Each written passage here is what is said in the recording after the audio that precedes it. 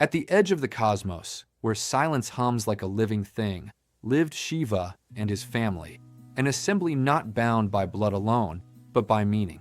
Shiva sat in stillness, the great ascetic, with a serpent coiled calmly around his neck. The snake was not a threat, nor an ornament. It was time itself, ever cycling, shedding skins yet never dying.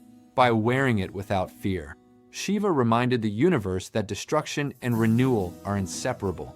Beside him was Parvati, steady and luminous, whose presence anchored his vast detachment to compassion.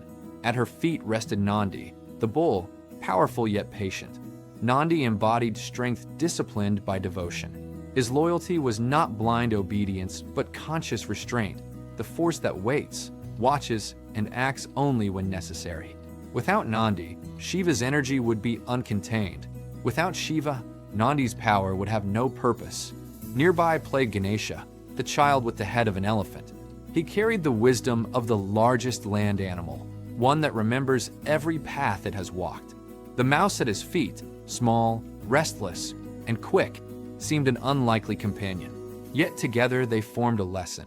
Desire is swift and uncontrollable like the mouse, but when guided by wisdom, it becomes a vehicle rather than an obstacle. The greatest intelligence, Shiva taught, must be able to ride even the smallest impulse. Kartikeya stood apart, alert and radiant, his peacock fanning brilliant feathers behind him. The peacock, slayer of serpents, did not contradict Shiva's snake, but complemented it. Where the serpent symbolized time and death, the peacock represented vigilance and victory over fear. One accepts mortality, the other conquers hesitation. Together, they formed balance, acceptance without passivity, courage without arrogance.